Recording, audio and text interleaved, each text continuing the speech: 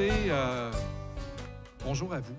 Très content d'être ici, vraiment, franchement, pour cette sympathique activité sous le label Mon Petit Entretien, qui, si ma mémoire est bonne, puis je pense qu'elle tient le coup, ben, je pense qu'en 2026, c'est son 10e anniversaire. Ça fait donc 10 ans que ça existe et je suis très choyé que ça ait pu continuer. Et ben, je remercie d'emblée les organisateurs aujourd'hui, en particulier mon collègue estimé Jonathan Veillette, professeur de sciences politiques, les gens de la bibliothèque, les gens de l'audiovisuel aussi qui sont toujours là, qui sont toujours fidèles au poste. Alors, ben, merci infiniment. Alors, ben voilà, vous savez que sous cette appellation Mon Petit Entretien, c'est un prétexte. Un prétexte pour une rencontre avec un auteur, avec des romanciers parfois aussi, pour faire en sorte que la personne invitée puisse venir, je dirais, réfléchir à un certain nombre de choses qu'elle a placées dans un ouvrage qui est relativement récent, pour qu'on puisse, en fait, partager un certain nombre de constats, un certain nombre d'observations. Et je pense que ça, c'est précieux, de donner la parole à des gens qui prennent la peine de prendre la plume et de livrer, donc, le fond de leur pensée sur, je dirais, des enjeux qui sont, ma foi, assez fondamentaux.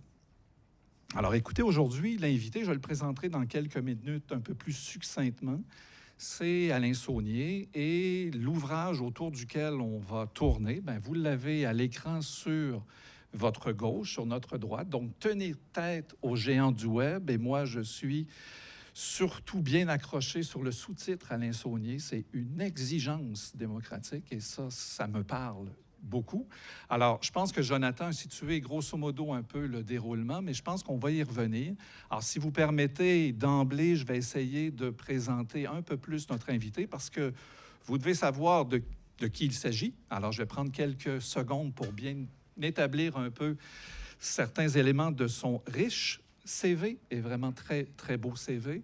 Et ensuite de ça, ben, on fera peut-être juste un petit accro, Mon Petit Entretien, parce que notre invité, lorsqu'il publie un ouvrage, il se promène. Il va à travers le Québec, il va dans les institutions académiques et il prend le plancher. Et quand je dis il prend le plancher, c'est qu'il y a beaucoup de choses à dire. Alors, ce qu'on va faire, après l'avoir présenté, c'est qu'il va prendre 15-20 minutes pour lui établir justement ses piquets, établir sa tente. Et une fois que ça sera fait, ben lui et moi, on va jouer au ping-pong. On sera des pongistes et je vais le relancer sur un certain nombre d'éléments parce que ce sur quoi il travaille, c'est sur l'univers numérique et surtout ceux, et peut-être un peu moins celles, mais surtout ceux, parce que c'est surtout un monde très masculin qui dirige la planète et ça peut être inquiétant. Et ça l'est, en fait. Alors, on va discuter de ça. Alors, sans plus tarder, je vous présente Alain Saunier. Alors, Alain Saunier, je pense que son ADN, c'est le journalisme. Oui. C'est l'information. Alors, on ne peut pas se tromper. Il a fait des études en sciences politiques. Il s'est rendu jusqu'au doctorat, mais c'est le journaliste qui a réussi à le happer.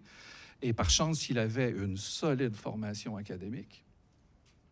Vivement la science politique. Je dis ça comme ça en passant. Ça peut peut-être servir à l'occasion. Et pour vous montrer qu'il est bien investi dans le monde du journalisme, alors il a été président de la Fédération professionnelle des journalistes du Québec, mais on l'a surtout connu comme le directeur du service de l'information de Radio-Canada de 2006 à 2012. Et il a mis l'emphase sur ce qu'on appelle le journalisme d'enquête. On y reviendra. Et il est à l'origine, d'ailleurs, de la fameuse et toujours très belle émission Enquête, qui est diffusée toutes les semaines, qui est une émission hebdomadaire à Radio-Canada. Lorsqu'il a quitté Radio-Canada en 2012, il est allé enseigner à l'Université de Montréal en journalisme. Et tout en enseignant en journalisme, ben, il a décidé de prendre le crayon, de s'enfermer et d'écrire. Son premier ouvrage, Ici était Radio-Canada, est paru en 2014 aux éditions Boréal. Son deuxième, un véritable coup de poing avec un retentissement médiatique important, s'intitulait « Les barbares numériques ». Retenez l'expression « les barbares numériques ». Je pense qu'il est assez content de cette trouvaille, de cette idée-là, qui situe bien d'ailleurs son sillon dans lequel il trace son chemin maintenant. Et à l'automne 2024, au moment où Donald Trump allait être élu, paraît tenir tête aux géants du Web, une exigence démocratique. Et c'est autour de cet ouvrage, évidemment, qu'on va organiser donc cette rencontre, cet échange aujourd'hui. Et je vous avouerai, comme il a pris l'habitude de publier aux 2 ans, donc celui-là, c'est automne 2024, il y en a un autre qui est en chantier. Et on espère bien sûr que ça arrivera au bon moment pour la prochaine campagne électorale à Alain Saunier. Et j'aime bien aussi mentionner, avant de vous laisser la parole, que vous êtes aussi le récipiendaire du prix Guy Moffett que vous avez obtenu en 2022, qui récompense en fait une contribution exceptionnelle, notamment dans le domaine des médias, de la radio et de la télévision, amplement méritée, Alain Saunier. Alors, merci Alain Saunier d'être au Cégep Édouard-Montpetit pour une 2e fois, parce qu'on s'était vu il y a 10 ans. Rendez-vous, les 10 ans, c'est important. Et vous revenez donc cette fois-ci pour rencontrer une autre génération, d'autres jeunes. Alors, merci infiniment. Et je vous cède tout de suite la parole pour mettre la table. Ensuite de ça, je mettrai les plats, puis on mangera un peu. Alain Saunier, à vous. Bien, merci beaucoup de l'invitation. La première des choses, c'est que je n'ai pas pris le crayon. J'écris tellement mal que maintenant, j'écris en lettres carrées, parce que je ne suis pas capable de me relire autrement. Mais c'est toujours l'ordinateur. Et comme journaliste, moi, j'avais un clavier qui était une vieille Olympia dans une autre époque, qui était une dactylo, on appelait ça comme ça. Et maintenant, je suis passé sur un clavier comme ça. Habituellement, un ancien journaliste ou un journaliste fonctionnait souvent en 2 doigts, hein? Non, vous avez le doigté. Bien, je m'en viens pas pire, là. OK, parfait. OK, alors sans plus tarder, on va entamer cette rencontre. D'abord, merci beaucoup de l'invitation. Je suis très honoré de rencontrer les gens ici. Pourquoi? Parce que j'aime ça, faire la tournée des cégeps. J'en ai fait une 12aine, je pense, au cours de la dernière année et demie, dans tout le Québec. Alors, je suis même allé jusqu'à Jonquière. Je suis allé dans Sainte-Anne-de-la-Pocatière, un peu partout. Alors, donc, je connais bien les régions du Québec aussi. Alors, voici. Donc, en fait, quand je dis tenir tête aux géants du Web, ce que je dis, en fait, essentiellement, c'est que l'objectif, c'est de s'affranchir de la domination des géants numériques. Et je vais vous expliquer pourquoi. D'abord, il faut se rappeler un peu des choses. Je vais vous montrer des chiffres, là, mais retenez les plus importants. On sait très bien qu'il y a, à l'heure actuelle, 2,7 milliards de personnes dans le monde qui sont sur YouTube. YouTube, ça, c'est la principale porte d'entrée pour aller chercher de l'audio et de la vidéo. Et c'est la principale façon pour les jeunes Québécois et Québécoises d'aller chercher de la culture actuellement. Quand on regarde Facebook, 3 milliards de personnes dans le monde. Quand on regarde TikTok, qui était chinois totalement jusqu'à tout récemment, mais là, ça va se décomposer, si on veut, pour la portion nord-américaine. Alors, vous allez voir un peu les changements que ça va apporter. Près de 2 milliards de personnes. Facebook, on l'a dit. Le réseau X, 586 millions d'utilisateurs actifs. Et dans tous ces cas-là, on est toujours autour de 70-60 des Canadiens ou des Québécois qui sont branchés sur ce qu'on appelle les géants du Web, qui sont les réseaux sociaux. Alors, dans cette liste-là, il y a quelqu'un qui s'appelle Elon Musk. Ne l'oubliez pas, lui. Il s'agit de la personne la plus riche de la planète. Et on va y revenir. Alors, donc, ce que ça signifie essentiellement, c'est que il y a sur Facebook 76 des internautes qui sont là-dessus. Messenger, c'est devenu aussi un endroit où on chatte. C'est pas juste envoyer un petit message à quelqu'un. Il y a des échanges aussi qui sont là-dessus. 59 Instagram, 38 TikTok, 35 etc. Alors, ce que ça signifie, c'est qu'à l'heure actuelle, chaque jour, 32 des internautes qui consultent YouTube. À tous les jours. C'est du monde à la messe, ça, comme on dit. Ici, au Québec, 51 des gens sont abonnés à Netflix. Je ne sais pas si c'est votre cas, parce que ça coûte de l'argent aussi, tout ça. Hein? C'est rendu que si tu veux aller chercher des plateformes de streaming, comme on les appelle, ça occasionne beaucoup de coûts. 39 des gens maintenant sont sur Prime Video, Amazon. Crave, qui est belle, c'est 25 %, mais c'est tout récent parce qu'il y a des séries comme Empathie qui a remporté beaucoup, beaucoup de succès et qui a fait monter la mise en termes de pourcentage. Disney, c'est 21 %. Puis après ça, en tout dernier lieu, c'est Club Illico, donc Pierre Carpellado. C'est ici Tout.tv, donc 18 et 11 %. Donc, on n'est pas tout à fait de taille quand on regarde tout ça. Donc, Alain Saunier, ce sont des chiffres de 2024-2025. C'est les chiffres les plus récents, là. Okay. J'ai même changé ça la semaine dernière, là. Okay. Parce que je venais vous voir quand même. Merci. Alors donc, ce que ça signifie, là, c'est quand on regarde la part des internautes, ça veut dire qu'il y a 75 % des gens qui bénéficient d'un abonnement à une plateforme en diffusion en continu.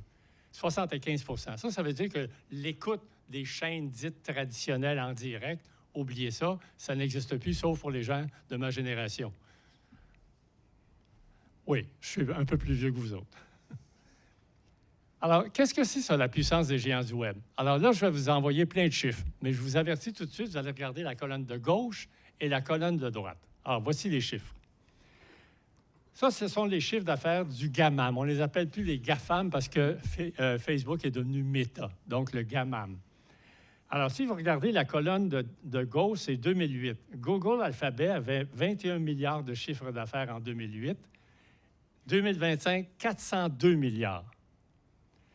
Apple, 37 milliards en 2008, 416 milliards en 2025. Meta, il faisait pitié. Il n'y avait même pas 1 milliard à l'époque, en 2008. Aujourd'hui, 200 milliards. Amazon, ça, c'est mon préféré. Les gens un peu plus vieux se rappellent qu'Amazon, au début, c'était pour des livres. Même que les librairies étaient fâchées parce que ça allait leur enlever des acheteurs et du monde qui allait passer aux librairies. Alors, 19 milliards en 2008, 691 milliards en 2025. Alors ça, ce sont les chiffres d'affaires pour l'année 2025 que j'ai obtenus la semaine passée. Microsoft, 60 milliards, 281 milliards maintenant. Alors ça, évidemment, il y a des gens qui sont propriétaires de ces entreprises-là, n'est-ce pas? Alors, le premier, je vous l'ai dit tantôt, Elon Musk. Il vaut, à l'heure actuelle, 839 milliards de dollars. C'est du jamais vu. Et il est quand même pas mal en avance, parce que le deuxième, c'est Larry Page, qui, lui, est de Google. C'est 257 milliards. Ça, ce sont les chiffres du 10 mars de la semaine passée, et c'est selon Forbes. Vous pouvez aller sur Internet. À tous les jours, ils vont vous donner l'évolution des personnes les plus riches de la planète. Mais si vous permettez, Alain Saunier, oui. Elon Musk, évidemment, il y a une place tentaculaire. On l'a vu au début, puis vous le mentionnez là, à l'écran. Quand on a vu la sermentation de Donald Trump, ils y étaient tous. Ça a été marquant. Mais il me semble, après son départ du Doge, Elon Musk, on le voit moins. Est-ce que je me trompe? Bien, vous le voyez moins parce que deux orgueilleux dans une même pièce, ça ne marche pas. Alors, M. Trump et M. Musk ne pouvaient pas s'entendre. C'était écrit dans le ciel. Alors, ils se sont tapés sur la gueule un peu. Mais sauf que, rappelez-vous que lorsqu'il y a eu les funérailles de, comment ça s'appelait, Charlie Kirk, oui. On a vu une photo où tout à coup, Elon Musk était assis à côté de M. Trump et il se serrait la main. Donc, ils sont redevenus des amis. Alors, juste pour quand même la liste de ces gens-là, Sergey Brin, ça c'est 237 milliards lui aussi, Google. Jeff Bezos, Amazon, mon préféré de tantôt, qui vendait des livres dans le temps. Ça, Jeff Bezos, c'est celui qui a bloqué aussi toute Venise pour se marier.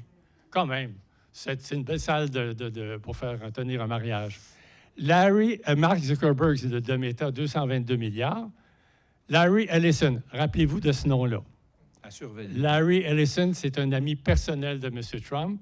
Et c'est lui qui est en train de faire le deal pour que la moitié de TikTok lui revienne avec 2 ou 3 autres partenaires. Bernard Arnault, il n'y a rien à voir dans cet univers-là numérique, mais c'est quand même quelqu'un des produits de beauté, des produits de luxe. Jensen Huang, ça, c'est NVIDIA. Ça, ce sont tous les microprocesseurs qui sont dans les ordinateurs, dans les appareils numériques qu'on a. Warren Buffett, c'est un fonds de capital. Et Amancio Ortega, ce sont les vêtements Zara. Vous connaissez ça sans doute, vous autres. Alors, vous parliez justement de la sermentation. Ça, c'est la photo de famille. Alors, pendant que M. Trump est en train de se faire assermenter, la rangée immédiate derrière lui, vous avez dans l'ordre Zuckerberg, la conjointe de M. Bezos, M. Bezos. Au centre, c'est Sundar Pichai. Ça, c'est Sundar Pichai qui est de Google. C'est un des grands patrons, mais il n'est pas le propriétaire avec Brin et puis l'autre. Là. Elon Musk qui est là, et puis les autres, je ne les connais pas. Donc, ça, c'est le tableau de famille, si on veut. Pourquoi j'en parle? Parce que ces gens-là ont décidé de devenir des copains-copains de M. Trump. Pourquoi? Parce qu'ils ont décidé qu'ils avaient besoin de quelqu'un comme Donald Trump pour mettre fin à tous les obstacles qui existaient dans tous les pays d'Occident contre leur présence massive, si on veut. Par exemple, en France, il y a eu des procès contre Google, il y a eu des procès contre Apple. Ils n'en veulent plus de ça. Alors, qu'est-ce qui se passe? C'est que M. Trump est l'homme de la situation, c'est-à-dire que c'est M. Trump qui va faire en sorte qu'il va faire le chantage en disant « Si vous menacez mes entreprises numériques, je vais augmenter vos tarifs douaniers. » Donc, on se retrouve toujours dans cette situation-là. Et on a aussi ce beau souper qui a été organisé où tous les grands noms de la tech étaient venus rendre hommage à M. Trump. Je vous dis aussi que M. Trump est en lien très étroit avec cet univers-là. Et j'en ai la démonstration. C'est ce monsieur-là ici, là, qui est le secrétaire à la Défense des États-Unis, c'est Pete Hegseth. En fait, on devrait parler du secrétaire à la guerre parce que l'appellation a été changée sympathiquement. Je ne suis pas capable. Oui. Alors, j'ai de la misère. Demeurons avec secrétaire à la Défense. Alors donc, ce monsieur-là, dans une entrevue, dans un point de presse, il a accusé les gens de CNN d'être contre les États-Unis. Et il a dit la phrase suivante, « Plutôt David Ellison va prendre les rênes de cette chaîne, mieux ce sera. » Alors, pourquoi? Parce que Larry Ellison, dont je vous ai parlé tantôt, qui était le quatrième dans l'ordre des personnalités les plus riches, il va devenir le propriétaire aussi de toute cette liste de gens qu'on voit ici, c'est-à-dire TikTok, CBS, CNN, HBO, Discovery Channel, et etc., etc. Paramount aussi, dans le domaine du cinéma, Warner Bros. Brother. Alors, tout ce qui s'appelle la culture et l'information, parmi les plus importants aux États-Unis, ça va être dorénavant entre les mains de Larry Ellison et il a placé son fils, bien entendu, c'est quelqu'un de très compétent, qui est à la tête de CBS.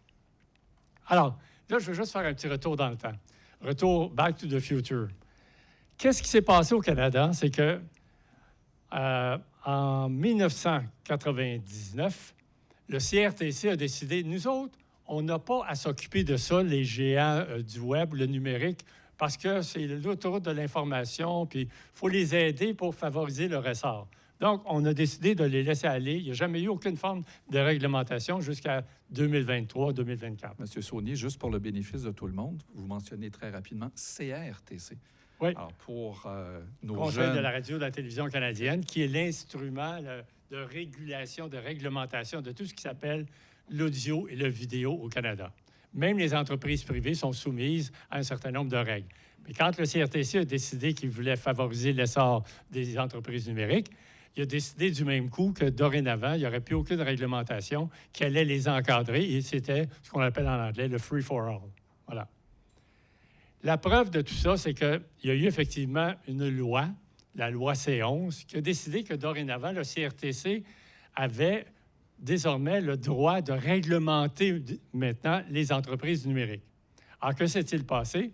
Ils ont décidé donc qu'il fallait que les entreprises numériques puissent investir 5 % de leur chiffre d'affaires chaque année pour encourager la production de contenu canadien. Alors, qu'est-ce qui s'est passé? Le lendemain, les entreprises comme Amazon Prime Video, Netflix et les autres ont décidé que non, on va contester en cours la légalité de ce travail-là et ça n'a jamais été encore réglementé. Puis on ne sait pas, il n'y a pas de décision qui a été rendue par le juge de la Cour fédérale. Ici, vous ne verrez pas, mais je vais vous résumer. Ce sont les 20 titres d'enregistrements musicaux au Québec les plus écoutés au mois de janvier. Alors, pour vous simplifier les choses, je vais vous dire tout simplement que sur les 20, il y en a un seul qui est francophone, c'est les Cowboys fringants. Sauf que les Cowboys fringants, à un moment donné, ça ne sera plus eux qui vont être là-dedans. Et peut-être qu'il n'y en aura plus d'autres. Ouais. Alors donc, ce que ça signifie, c'est qu'à cause de cette mainmise, de cette domination sur l'ensemble de ce qui s'appelle les plateformes, on peut s'attendre à ce que, nécessairement, on va s'abreuver davantage de contenus musicaux anglo-saxons que de contenus musicaux francophones ici. Sur 10 films projetés dans les cinémas au Québec, il y en a un seul qui est québécois. On dit ça comme ça, là. Pourquoi? Et aussi, dans le domaine de tout ce qui s'appelle la culture, il y a un document qui a été publié il n'y a pas longtemps qui s'appelle « Souffler les braises ». Et là, je porte votre attention sur le graphique. Alors, en vert, ce sont les plateformes étrangères. L'autre, c'est-tu... Je ne sais pas quelle couleur vous donneriez à ça, là. Magenta. Alors, allons-y pour le magenta. Alors, en magenta, ce sont, quand on regarde de 1 à 11 ans, c'est le premier siècle, ça, c'est le volume d'écoute de services en continu au Québec selon la propriété puis la plateforme. De 1 à 11 ans, les plateformes québécoises, il y a 0,6 % des gens qui sont sur les plateformes québécoises. De 12 à 17 ans, c'est 0,3 %. C'est moins. Et de 18 à 24 ans, c'est 2 %. Quand on regarde ça, ça annonce pas bien pour la suite des choses. Et c'est ça aussi le drame, c'est que la domination de ces plateformes entre les mains des Américains fait en sorte qu'on s'éloigne de plus en plus de nos propres contenus. Et c'est pas parce qu'ils sont pas bons, nos contenus. C'est tout simplement qu'ils sont pas accessibles. Ils sont pas dominants dans les plateformes qui dominent. Dans le domaine des médias, c'est la même chose. Depuis l'arrivée de tout ça, du numérique, entre décembre 2016 et puis mai 2025, on a perdu 40 % des emplois dans le domaine des médias écrits, comme on les appelait. 30 % pour ce qui est de la radio et la télévision. C'est énorme. Ça veut dire qu'il y a des médias qui sont disparus, il y a des emplois qui sont disparus, et on s'en va dans une situation qui est dangereuse du point de vue de ce que j'appelle l'urgence démocratique dont vous parliez tantôt. Et rappelez-vous qu'il s'agit d'une domination culturelle américaine. Et ce n'est pas un détail, ça. Ce qui fait dire à moi et à d'autres que l'ère de l'innocence numérique est terminée. Il faut qu'on se réveille. Ça n'a vraiment pas d'allure. Et c'est pour ça que le titre, c'était « Tenir tête aux géants du Web ». Mais certains m'ont dit « Mais il est trop tard ». Moi, je dis « Oui, il est tard, et pas à peu près, mais il n'est jamais trop tard ». Sauf qu'on a des situations comme le Canada qui a reculé sur la taxe sur les services numériques dès le 1er juillet 2025. Et là, aujourd'hui, je vais vous le montrer un petit peu plus loin. Il y avait évidemment un contexte pour ça. Oui, c'est la négociation avec M. Trump. Exact. Et là, pour ne pas déplaire à M. Trump, on va retirer quelque chose qu'il n'aimait pas parce qu'il menaçait d'augmenter les tarifs douaniers. Alors, et là, on a pu voir aussi qu'il y avait la nouvelle en ligne, une loi qui existe qui s'appelle la loi C-18 au Canada. Qu'est-ce que ça fait? C'est que ça voulait obliger Meta et Google à verser un montant d'argent X pour soutenir les entreprises de médias canadiennes. Google a accepté de verser 100 millions par année. Ils ont été bons joueurs. Facebook, M. Zuckerberg, on dit non, il n'y en a pas question, 0 cent. Alors, ce qu'il y a par contre d'entendu, c'est que ça s'en vient, c'est que cette loi-là va être contestée par les géants numériques et ça va faire sans doute partie des négociations entre M. Trump et le Canada lorsque vont venir à terme des négociations sur l'accord de libre-échange Canada, États-Unis, Mexique qui doit se faire cette année. Donc, on est dans un univers où la souveraineté numérique est plus importante que jamais. Et moi, ce que je dis, c'est qu'il n'y a pas de souveraineté culturelle sans souveraineté numérique. Et j'ajoute à ça que toutes nos données sont contrôlées par des entreprises comme Microsoft, comme Amazon, etc. Et j'ai un beau petit tableau ici. Regardez juste le spaghetti. Tous les câbles sous-marins entre tous les continents sont la propriété à 75 % par les mêmes géants numériques dont on parle depuis le début. Ça, sur le plan géopolitique, puisque j'ai suivi un cours en sciences politiques, tu coupes le câble. Qu'est-ce qui se passe en Ukraine? Qu'est-ce qui se passe en Chine? Qu'est-ce qui se passe ailleurs? Parce que toute la communication, elle est elle circule par ce biais-là. Même si la Chine, quand même, occupe un espace important. La Chine est probablement le seul endroit à l'heure actuelle, peut-être que l'Inde, ça va venir, où ils ont, on pourrait dire, principalement leur souveraineté numérique. Alors, ça veut dire quoi? Ça veut dire que la souveraineté culturelle et les géants numériques, c'est vraiment la collision à l'heure actuelle. Ça veut dire aussi, et ça, je le mentionne à toutes les fois que je vais dans un sujet, ça me fait plaisir de le dire. Dans le livre « Les barbares numériques », j'ai écrit « La plus sournoise menace à la langue et à la culture française au Québec provient des superpuissances numériques américaines qui marginalisent tout ce que nous produisons, créons et écrivons. » Et j'ajoutais que ceux qui sont toujours en train de penser que c'est l'immigration qui est le problème, on peut-tu comprendre que le véritable danger qui menace à l'heure actuelle, c'est que les gens n'écoutent pas nos contenus culturels parce que les plateformes sont américaines. Elles sont anglo-saxonnes. Alors ça fait en sorte que, oui, évidemment, on s'éloigne de plus en plus de la langue française, de la culture française. Alors, donc, les lois canadiennes qui sont maintenant dans la mire de M. Trump, même la loi qui a été adoptée au Québec, et je termine bientôt, la loi sur la découvrabilité des contenus francophones de M. Lacombe, le ministre Lacombe, lui a dit qu'il faut absolument prioriser les contenus francophones sur les plateformes. Elle aussi, elle fera partie de la ligne. Alors, ça, on résume. Ça veut dire que la loi C11 sur la radiodiffusion du CRTC qui pouvait intervenir, elle est contestée. La loi C18 le sera prochainement. La taxe sur les services numériques, elle est déjà tombée. Et quoi encore? Toutes les négociations qui sont en cours avec la CUM, c'est-à-dire l'accord Canada, États-Unis, Mexique, ça s'en vient. Et puis, ça va probablement passer à la moulinette, tous les contenus francophones. Puis l'exception francophone, dans tout ça, elle risque probablement de passer à être de côté. Et dernière chose, parce que tantôt on en parlait, si Internet était un pays, ce serait le 3e plus gros consommateur d'électricité après les États-Unis et la Chine. Qu'est-ce que ça veut dire? Ça veut dire aussi avec l'intelligence artificielle. Il y a Sam Altman dont on parle beaucoup, mais sachez que toutes les autres entreprises numériques dont on vient de parler avec nos hommes, les hommes les plus riches de la planète, ça, ce sont des entreprises qui sont aussi maintenant les propriétaires de l'intelligence artificielle. Alors, ça veut dire qu'il va y avoir de plus en plus de réacteurs nucléaires, il va y avoir de plus en plus de demandes en électricité. Dans les pays où on n'est pas capable d'avoir de l'électricité avec, par exemple, les cours d'eau, les barrages hydroélectriques, on va se retrouver à avoir de plus en plus au charbon, au pétrole, au gaz, et donc encore plus de pollution. Et évidemment, M. Trump dit que la seule chose qui a du sens pour le Canada, c'est de devenir le 51e État. Bien aimé, voilà. Et il y a un petit détail aussi, même notre armée, elle est contrôlée maintenant de plus en plus par les géants numériques. Alors, Lockheed Martin, qui est l'entreprise qui fabrique les F-35, ne veut pas donner les codes sources des appareils de bord. Le code source, ça veut dire que ça te permet à l'entreprise qui l'achète, au gouvernement qui l'achète, de pouvoir jouer à l'intérieur de cet univers-là. Alors, ce qui a fait dire à quelqu'un, un général de l'armée française, c'est que en n'ayant pas accès au code source, ça pourrait vouloir dire que de loin du Texas, on pourrait empêcher les F-35 du Canada de pouvoir être manipulés dans les airs. Ils pourraient décoller, mais ils ne pourraient pas être actionnés dans les airs. Alors, je dis juste que ça va pas bien.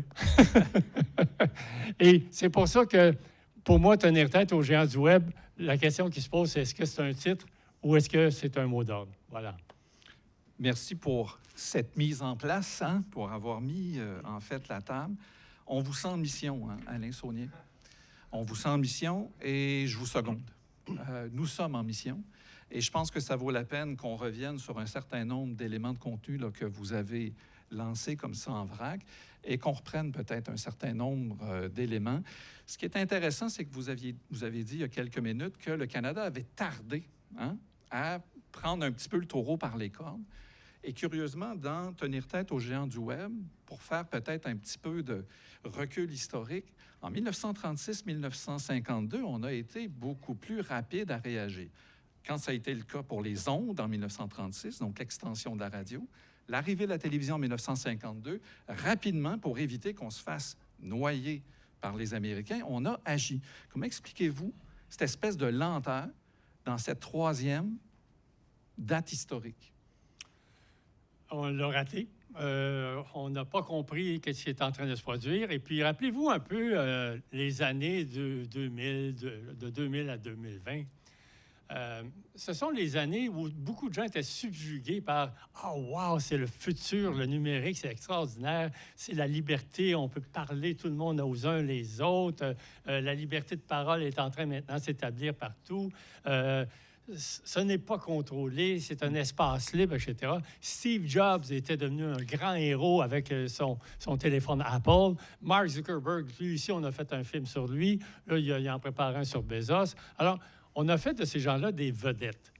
Alors, qu'est-ce qui s'est produit? C'est que ces gens-là sont devenus un peu comme... Ils étaient courtisés par les politiciens de l'époque. Justin Trudeau, c'est un bien bon bonhomme, mais Justin Trudeau est allé avec Mélanie Joly faire la tournée de la Silicon Valley à l'époque, puis il était tout fier d'avoir participé à un chat avec Mark Zuckerberg. Ben, c'est pas moi, là. Mais... Alors, voyez-vous, c'est que on était subjugués. Les hommes et les femmes politiques de l'époque n'ont pas compris qu'est-ce qui était en train de se produire. Et c'est ça, on l'a raté. Et on n'est pas les seuls. En Europe aussi, ils ont raté ça. Partout en Occident, ils ont raté ça. Les seuls qui ont compris vite, ce sont les Chinois. Pour des raisons évidentes. C'est que les Chinois ne veulent surtout pas qu'il y ait de la liberté de parole. Et puis, ont pris le contrôle de leur propre système de réseau social et tout ça. Alors, si vous le voulez bien, on va prendre 3 balles, on va jongler. On va jongler un peu parce que c'est 3 balles, 3 thématiques qui sont au cœur de vos ouvrages. La première balle, la culture, on va y revenir. Ça nous tient à cœur. La deuxième balle, moi qui me tient beaucoup à cœur, exigence démocratique, la démocratie, l'impact de ce qu'on appelle, bien sûr, les oligarques, hein, ces espèces de cow-boys du Far West qui arrivent et qui, évidemment, sèment la pagaille un peu partout, mais les impacts sur notre système démocratique. Ensuite, et je pense que ça va rejoindre beaucoup notre jeune auditoire, c'est l'environnement. L'impact environnemental de tout ça, c'est manifeste. Puis ensuite de ça, peut-être qu'on aura le temps d'esquisser un certain nombre de solutions. Je reviens à la première balle, je vous l'envoie. La culture, je reviens à un concept fondamental au Québec, la souveraineté culturelle. Hein, c'est Robert Bourassa qui avait lancé ça au début des années 70. Ça a été repris, c'est toujours là. Et je ne sais pas si la génération actuelle a vraiment conscience de l'importance de la souveraineté culturelle au Québec. Puis, vous l'avez peut-être pas mentionné, l'importance de la langue française. Comment vous regardez ça aujourd'hui, le fait français, la langue française, qu'est-ce qu'on peut faire avec la souveraineté culturelle à l'ère numérique? Bien, vous avez raison d'insister sur la langue, mais moi, je ne peux pas m'empêcher de faire un lien entre la langue et culture. Il y a Louise Arel, avec laquelle j'ai participé à une conférence de la FTQ il y a 2 semaines. Elle a dit quelque chose, puis je vais la citer. Elle dit « Une langue, pas de culture, est une langue seconde. » Je me dis « Oh, quand même, ça frappe dans le dash, comme on dit en français. » Alors, ce que ça signifie, tout ça, c'est que la souveraineté culturelle, c'est la capacité pour un État de se doter d'un encadrement juridique, d'une réglementation, de systèmes de réglementation comme le CRTC existe au niveau canadien, pour faire en sorte qu'on puisse décider librement de ce qu'on veut lire, de ce qu'on veut écouter, de ce qu'on veut regarder. Or, ce n'est pas le cas lorsque tout ce qui s'appelle les systèmes de communication, lorsque les plateformes, lorsque les canaux de circulation de la culture ne nous appartiennent pas. Et c'est la raison pour laquelle la notion de souveraineté culturelle doit entrer en ligne de compte, c'est doter l'État québécois de cette capacité de pouvoir décider, par exemple, qu'il va y avoir plus qu'un film sur 10 qui va être projeté dans les cinémas au Québec. Qu'il va y avoir aussi plus que 0,3 % des jeunes de jusqu'à 12 ans qui vont écouter des émissions pour enfants sur des plateformes québécoises. Ça signifie que l'État, moi j'y crois, que l'État a un rôle. L'État doit se doter des outils pour affirmer et afficher clairement sa souveraineté culturelle, ce qui n'est pas le cas à l'heure actuelle. Et c'est la raison pour laquelle moi j'ai appuyé toutes les différentes opérations qui ont pu être menées, y compris les dernières par Mathieu Lacombe, le ministre de la Culture et des Communications, pour faire en sorte que la découvrabilité devienne au cœur de cette quête de souveraineté culturelle aussi pour le Québec. Et vous faites bien de mentionner Mathieu Lacombe, ce ministre, qu'il me semble, bon, le gouvernement de la CAQ est sur les rotules présentement. De toute évidence, on aura peut-être une première ministre bientôt ou un autre premier ministre. M. Legault va quitter dans les prochains jours. Mais on peut peut-être mettre un peu de lumière sur le travail de Mathieu Lacombe au sein de la CAQ, notamment à la tête du ministère de la Culture, justement sur la notion même de découvrabilité. Pensez-vous que ça peut tenir le phare pendant un certain temps? En fait, est-ce qu'il y a un peu de dent, est-ce qu'il y a un peu de mordant dans ce projet, dans cette loi-là de Mathieu Lacombe? Bien, théoriquement, oui. Pratiquement, et c'est pour ça que tantôt, je faisais le lien avec les négociations entre le Canada et puis les États-Unis pour un nouvel accord de libre-échange Canada, États-Unis, Mexique.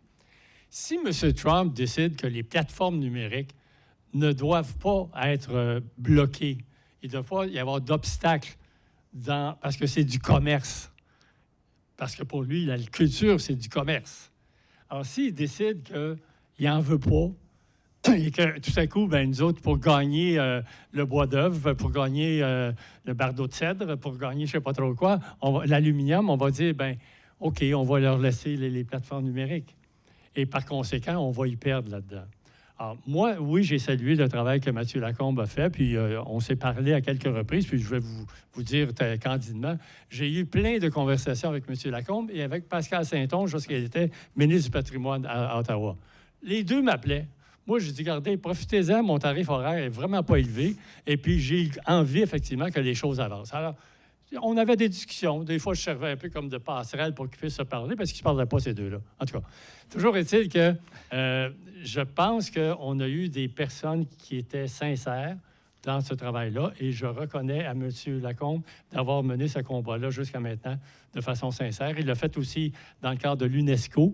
L'UNESCO, c'est une organisation internationale qui vise à justement protéger la culture. Et l'objectif que le Québec avait, c'était de faire en sorte que dorénavant, la culture soit toujours protégée et à l'épreuve, si on veut, de la volonté de faire dominer une seule langue sur toutes les autres. Alors ça, il y a eu un accord en 2005 qui s'appelait l'accord de l'UNESCO sur la diversité des expressions culturelles. Et puis là, l'objectif, c'est d'en faire un nouvel accord qui va arriver en opération, en ligne de compte l'an prochain. Alors oui, il a fait ce travail-là, puis il faut lever le chapeau là-dessus. Toujours concernant la culture, vous avez mentionné, entre autres, ça m'a fait un peu sourire parce que je me suis reconnu dans Tenir tête aux géants du Web. Vous parlez, je pense, de votre neveu ou de votre fils avec la télévision connectée. Bien, j'ai vécu ça, moi, en allant chez mon fils il n'y a pas si longtemps. Oups! Alors, j'arrive chez lui, puis effectivement, c'est une autre architecture, là, comme telle.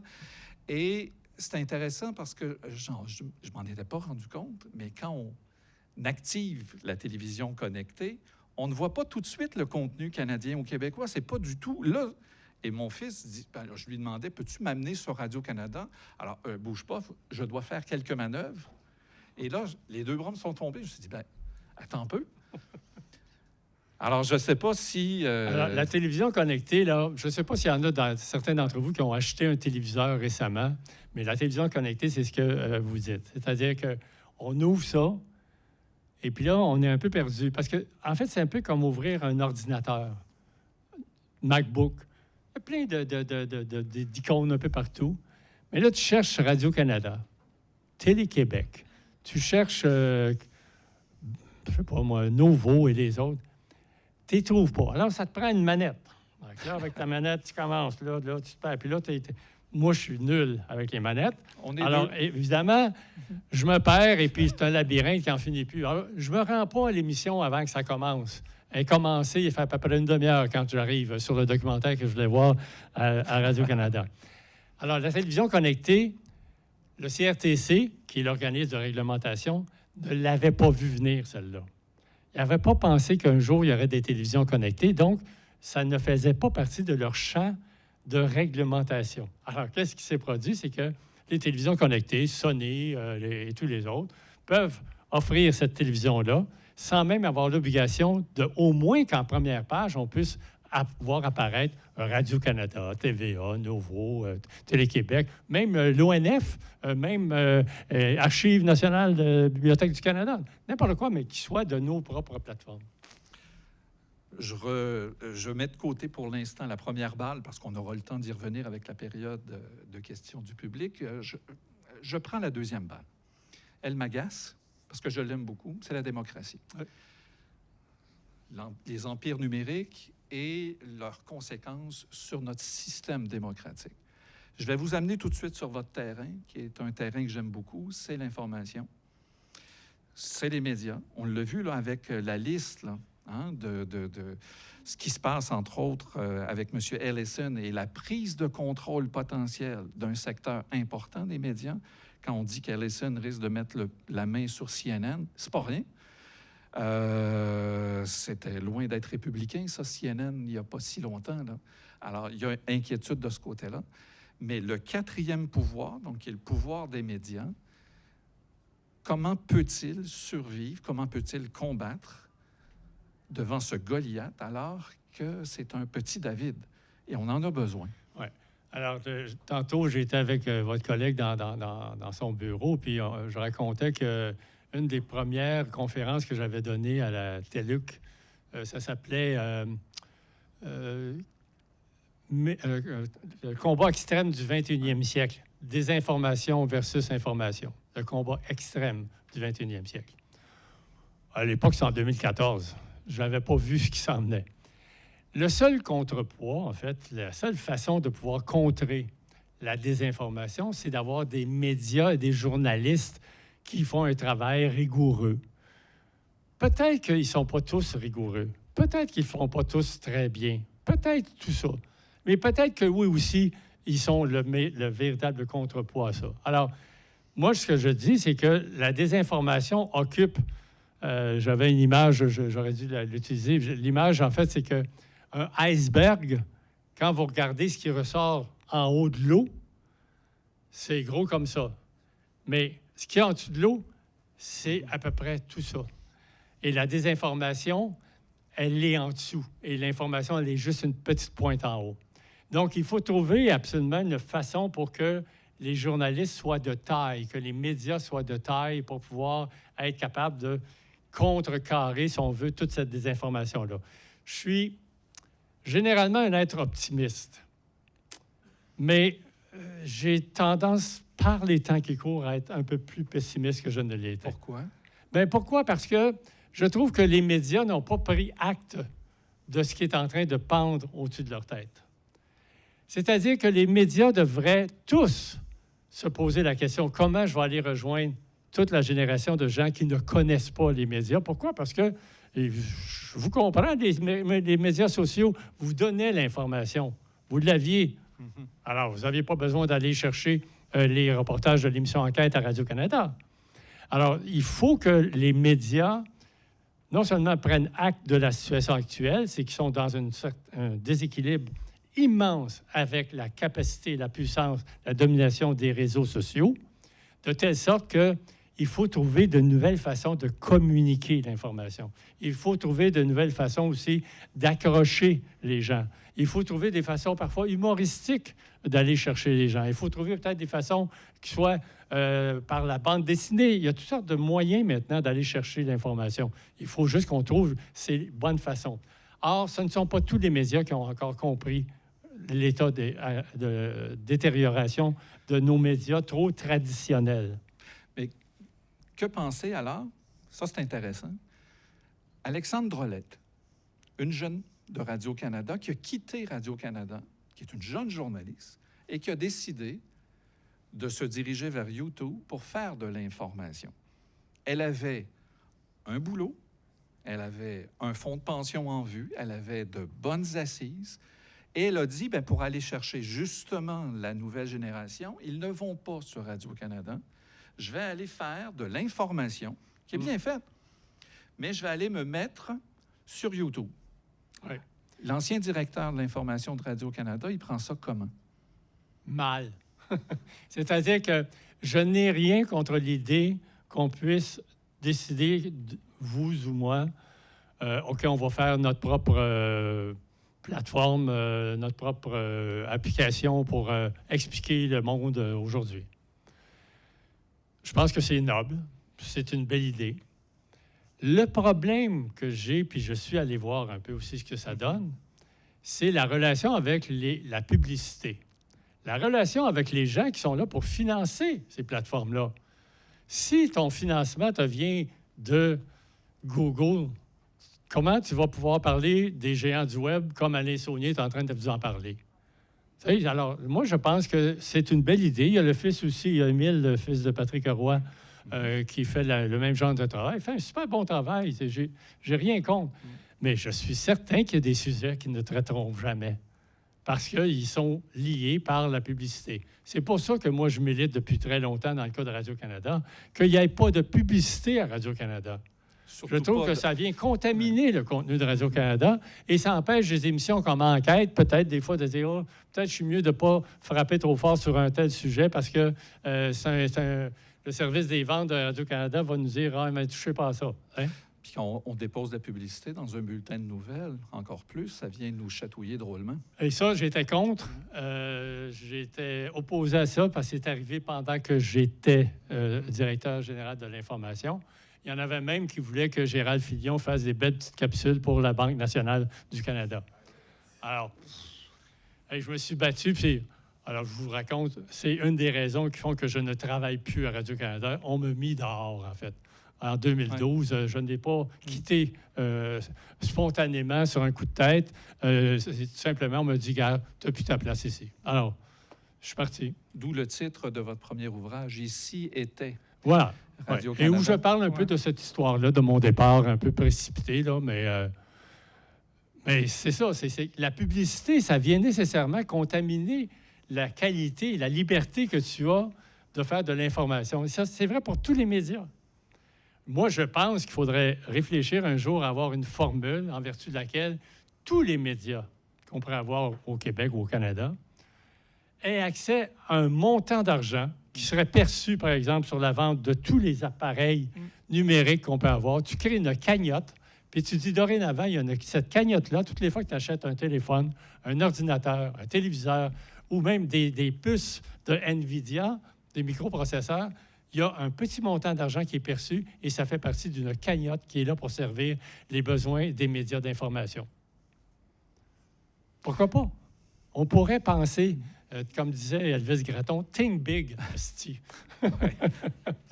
Et j'imagine que le dernier épisode public ou RDI, Prime Video, ça a dû vous faire...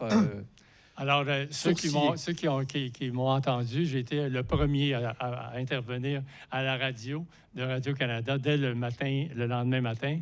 J'ai fait à peu près une dizaine d'entrevues, je pense, durant les 3 jours qui ont suivi. Et qu'est-ce qui s'est produit? C'est que finalement, ils ont décidé on arrête ça. Et je n'ai pas été le seul. Il y en a d'autres aussi après moi qui ont enchaîné. Je suis un peu comme l'empêcheur de tourner en rond, moi, pour le service des ventes de Radio-Canada. Donc, ils ne doivent pas m'aimer beaucoup parce que j'ai torpillé cette entente-là. Comme j'avais torpillé aussi il y a 2 ans, il y avait eu au sein du conseil d'administration la volonté de désormais de fusionner les services français et les services anglais en un seul système. Alors, je suis intervenu avec une lettre ouverte dans la presse et puis c'est tombé. Ça s'appelle jouer ta carte quand il s'agit de jouer. Alors, je la joue généralement. Je quitte un peu Radio-Canada, mais je vous amène sur la presse écrite. Oui. Vous semblez, je ne sais pas si les étudiants, les étudiantes sont bien au fait de l'expérience de Mediapart en France. Parce que vous parlez de publicité. Oui. Bien, Mediapart, c'est l'abonnement. Puis, une des avenues potentielles, justement, pour échapper un peu à l'emprise des géants numériques, c'est de favoriser, entre autres, l'information payante. Il faut payer l'abonnement. Et pas de publicité. Et pas de publicité. Aucune. D'ailleurs, un des pièges, un auto-piège, en fait, que le journal La Presse a fait, c'est de rendre ça complètement gratuit toujours, dès le départ. Ils se sont tirés dans le pied. Ouais. Mais est-ce qu'une expérience comme Mediapart, qui ne fonctionnerait que sur des abonnements, pourrait fonctionner ici au Québec? Alors, j'ai eu 2 rencontres avec Edoui Plenel, qui est le fondateur de Mediapart, et on avait parlé de ça, entre autres. Et le problème, c'est que ici au Québec, vous voudriez faire un Mediapart. On a quoi, pas loin de 9 millions maintenant de population. C'est pas la France. En France, c'est un bassin de population qui fait en sorte que tu as assez de gens de gauche ou progressistes ou démocrates qui ont le goût d'aller chercher un abonnement avec Mediapart. Mediapart, pour les gens qui ne connaissent pas, c'est eux qui ont fait à peu près toutes les enquêtes qui ont fait tomber les ministres en France. Comme par exemple le ministre des Finances ou du Revenu qui a sauté parce qu'il avait caché que tout son argent était placé en Suisse. Petit détail quand même. Je pense, oui. Cahuzac, quelque chose c'est ça, comme Cahuzac, c'est ça, Jérôme Cahuzac. Alors, petit détail, mais ça, c'est Mediapart. Alors, moi, je dis, oui, il faut ça, mais pour ça, ça prend un bassin de population qui est un petit peu plus élevé que 9 millions. Alors, c'est pour ça que là, je pense d'autres formules comme créer une cagnotte, qui serait une cagnotte pour tous les médias, à l'intérieur de laquelle les gens pourraient se servir avec un conseil d'administration de citoyens, de citoyennes, neutre, transparent, avec des rapports annuels, etc. Ça, c'est peut-être une avenue. Il faut être prêt à payer pour l'information aussi. Quand on s'est accoutumé, quand on s'est habitué à avoir l'information en cliquant et en l'ayant gratuitement, le jour où on doit payer, bien évidemment, on est peut-être un petit peu rébarbatif. Vous êtes abonné à l'Insomnie à plusieurs médias, j'imagine? Oui, mais ça me coûte cher. Là. Moi, je veux bien encourager la démocratie, mais c'est cher encourager la démocratie. Écoutez, moi, là, j'ai un abonnement au Monde, j'ai un abonnement au Guardian, j'ai un abonnement à Mediapart, j'ai un abonnement avec le New York Times. Washington Post, ça, j'ai abandonné depuis que Jeff Bezos a fait des niaiseries avec le Washington Post. Qu'est-ce que j'ai à part de ça? Ben oui, le Devoir. On allait trop loin. J'étais même membre du conseil d'administration du Devoir. J'aurais été bien malvenu de ne pas être abonné. Mais non, alors, mais ça coûte cher, tout ça. Là. Et ça prend du temps. Et ça prend du temps. Ça prend du temps. C'est ça. Puis là, en plus, ben, là, ma fille qui habite chez moi veut aussi un abonnement à Netflix, évidemment. Elle veut un abonnement assis à ça. Puis là, je dis, ben, gars, ton père est fatigué, là. Tu sais, il n'est pas si riche que ça, ton père. Et papa accepte l'abonnement Netflix, oui? Ce n'est pas moi qui l'ai pris. Alors ça, je vais révéler quelque chose ici, puis ils vont m'en vouloir. Ça restera entre nous. C'est ma conjointe et ma fille qui ont fait ça dans mon dos sans que je le sache. Ça me fait du bien d'en parler. Parce qu'autrement, le débat aurait été plus intense? Oui. Oui, honnêtement, je pense qu'il faut se poser cette question-là. Tu sais, quand je disais au tout début, s'affranchir des géants du Web, bien, il faut commencer par un début quelque part. On ne pourra pas faire ça du jour au lendemain et qu'on laisse tomber toutes les plateformes qui nous sont utiles pour notre travail. Tu sais, le système de recherche de Google, c'est le meilleur. Moi, j'écris des livres et puis je veux avoir une information. Ça me prend 3 ou 4 opérations, puis je les ai, l'information. Tu sais. La semaine passée, pour avoir le revenu de toutes ces personnalités les plus riches, je suis allé sur le site de Forbes et puis je les ai sortis, puis je les ai mis dans mon tableau que je mets à jour à peu près une fois par mois. Alors, on ne peut pas s'en passer du jour au lendemain, mais on peut avoir une stratégie pour s'affranchir progressivement, se donner un véritable plan. Et ça, les gouvernements vont devoir se mettre à la tâche pour y aller étape par étape. On peut y aller plan quinquennal ou plan sur 10 ans. L'an 1, qu'est-ce qu'on fait? L'an 1, moi, je vous dis, par exemple, si j'étais le gouvernement canadien, les F-35 là, que M. Trump veut qu'on achète, là, no way! On ne les achète pas. Va chercher les Suédois, là, les Saab, là, et puis au moins, ça va nous permettre d'avoir comme un genre d'équilibre. Alors, il y a à faire toutes sortes de choses qu'on peut faire étape, année après année, et je pense qu'il faut le faire.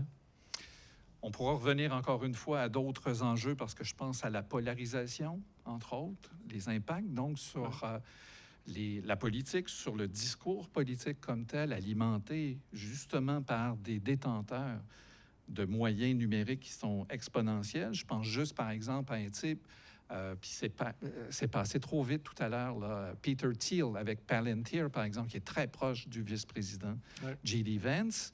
Quand on regarde évidemment toute la philosophie, l'idéologie qui est derrière ça, peut-être qu'on reviendra à la période de questions là-dessus. Puis peut-être avant de céder la parole aussi pour un moment de questions du public, il y a ma troisième balle, c'est l'environnement. Et en vous lisant, puis en continuant à lire aussi en parallèle les impacts environnementaux de cet univers numérique, dont on ne soupçonne pas toujours. Il se publie des choses, bien entendu, mais on n'est pas tout à fait conscient de tous les impacts environnementaux.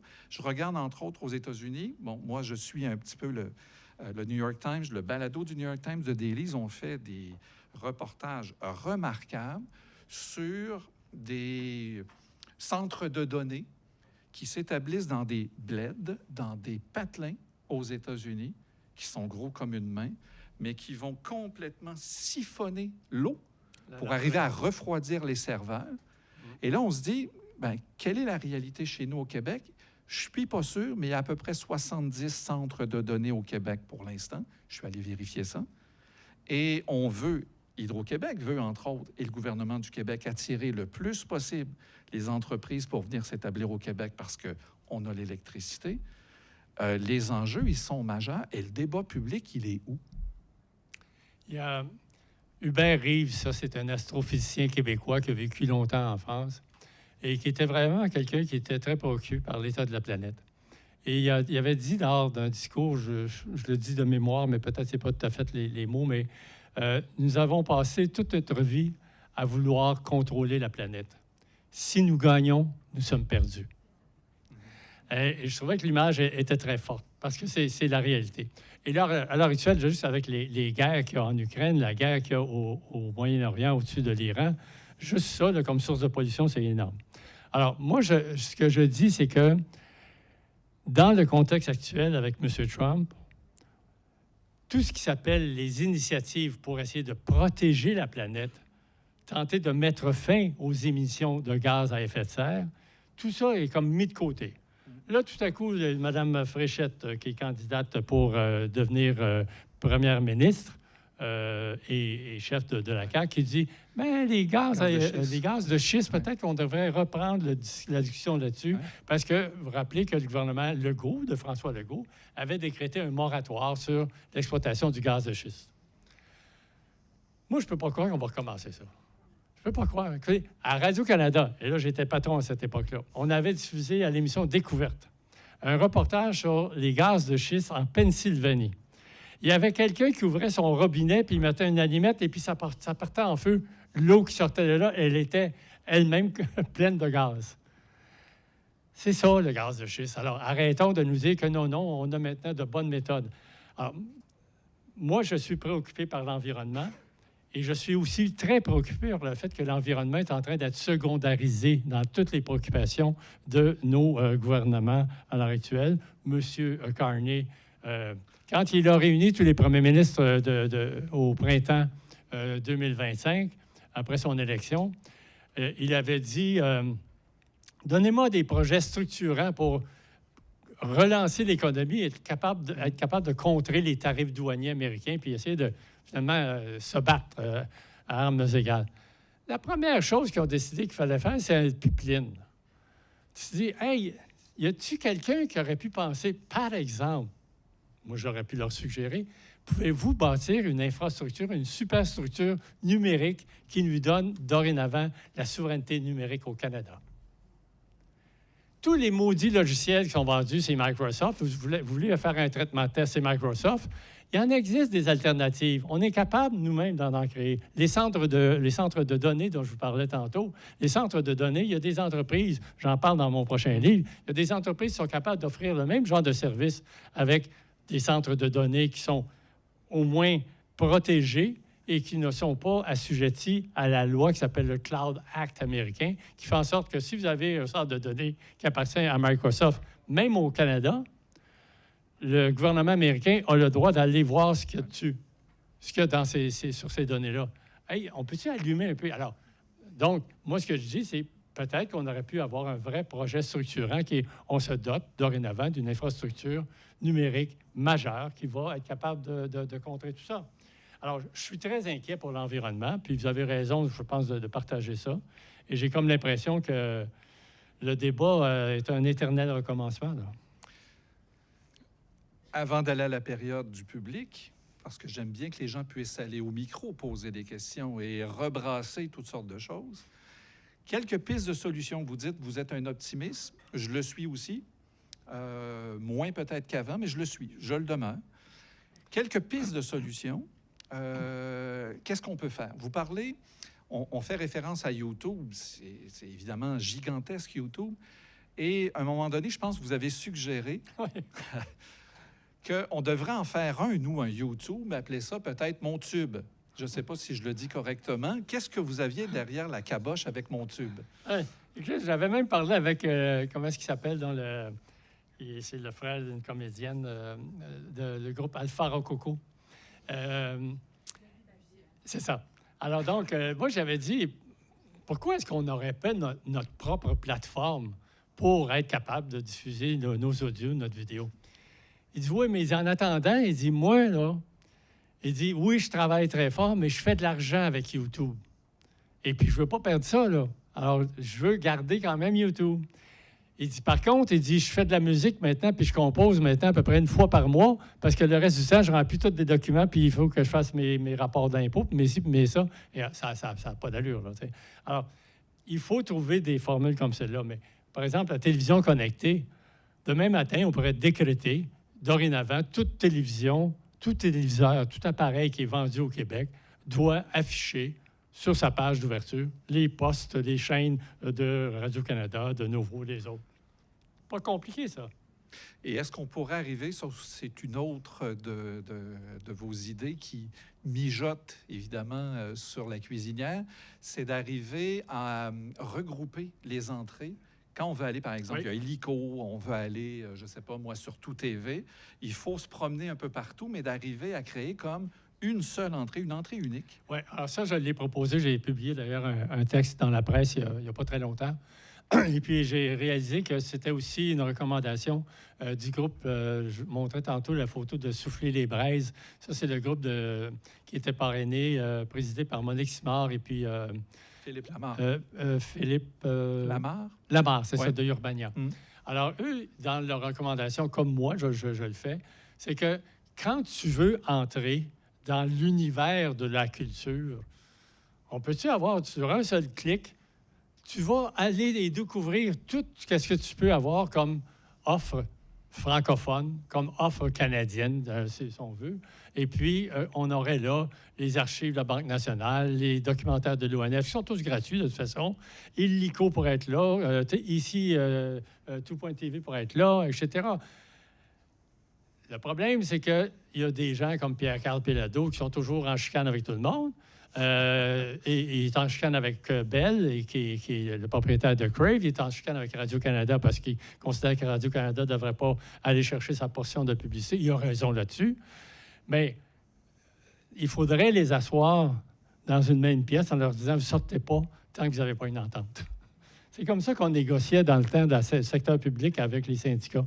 Tu les enfermais, puis tu disais... Avec une bouteille sur la table, c'est ça, de mouton cadet. Ouais.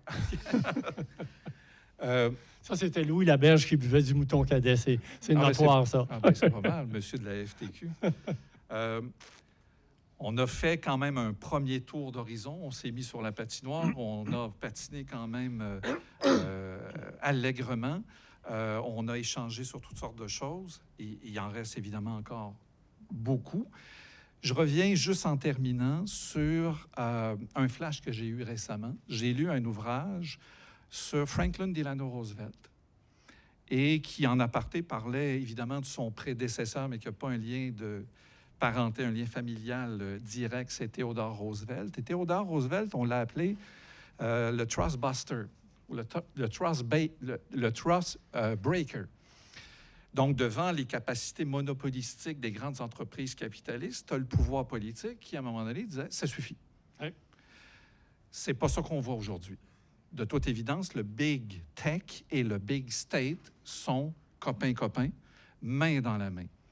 Peut-on espérer un jour voir une femme politique, un homme politique, un groupe politique être en mesure de dire « c'est terminé, ça suffit ». Est-ce que ce courage politique est à l'horizon?